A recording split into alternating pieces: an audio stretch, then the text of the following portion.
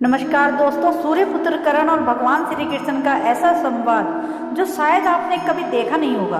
तो चलो आज हम उसी के बारे में बताते हैं। तो दोस्तों, भगवान श्री कृष्ण सूर्यपुत्र करण से कहते हैं कि अनगिनत जरासंधों से भरे हुए इस संसार में एक करण से वार्तालाप करके अच्छा लगा। तुम अब भी ब्रह्म के पार देख सकते हो करण। तभी सूर्यपुत्र करण श्री कृष्ण से कहते हैं है कि नहीं, क्योंकि जिस युद्ध में आप शामिल हो रहे हैं वहाँ किसी और का युद्ध करना व्यर्थ है। तभी श्री कृष्ण कहते हैं कि नियति के चक्कर को कौन समझ पाया है करण। वह दिन आए कि हम दोनों युद्धों में शामिल हों और मैं शामिल होकर भी शस्त्र ना उठा पाऊँ। श्री कृष्ण हंसते हुए कहते हैं अरे अरे अरे, इतने गंभीर क्यों हो गए करण।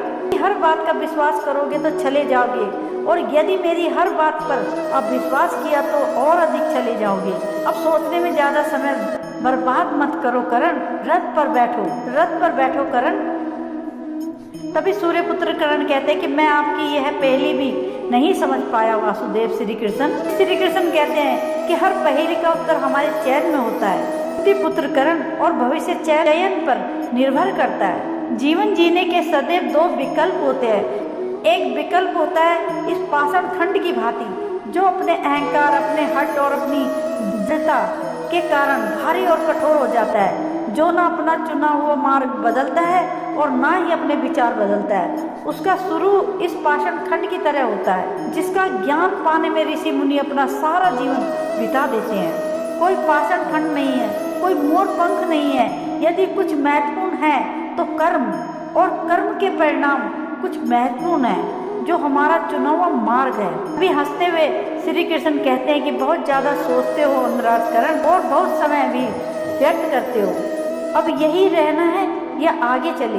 तभी करण जवाब देता है कि रुके तो आप भी हैं वासुदेव। श्री कृष्ण कहते हैं कि कहा था ना, जीवन मार्ग में रुक कर देख लेना चाहिए कि लक्ष्य उचित है या नहीं, और हमारा मार्ग हमारे साथ छल तो नहीं कर रहा। उसके बाद करण कहते हैं कि कहीं इसका संबंध पाषाण खंड और मोर पंख के चुनाव से तो नहीं। अभी श्री कृष्ण कहते हैं कि नहीं, आवश्यक नहीं कि हम केवल पाषाण खंड या मोर पंख ही हों। कभी कभी कर्म के साथ नियति भी महत्वपूर्ण होती है।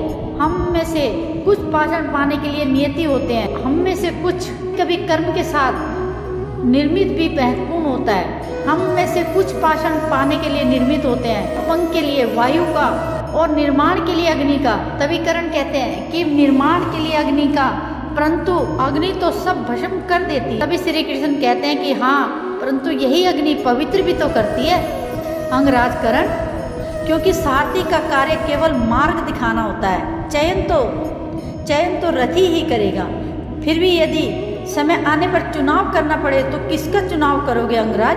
करण कहते हैं कि मित्र दुर्योधन का, इसलिए नहीं कि मैं उसके प्रत्येक कर्म को उचित मानता हूँ, परंतु इसलिए कि उन्होंने मेरी तब सहायता की जब सब की दृष्टि में मैं तुच्छ था। मैं पाषाण होने का विकल्प चुन चुका हूँ, क्योंकि जल रूपी निर्मित बनकर दुर्योधन ने मुझे संभाला है। तो श्री कृष्ण कहते कि चयन तुम्हारा है अंगराज, परंतु स्मरण रखना कि हम कर्म चुनते हैं और कर्म हमारा परिणाम होता है। दोस्तों, आपको भी श्री कृष्ण और अंगराज करण के बीच का ये संवाद कैसा लगा, कमेंट करके जरूर बताएं, और कमेंट में जय श्री कृष्ण जरूर लिखें, और बेल आइकन को जरूर दबाएं, ताकि ऐसी और भी फैक्ट वाली वीडियो आए तो उसका नोटिफिकेशन आपको सबसे पहले मिल सके। थैंक यू सो मच दोस्तों।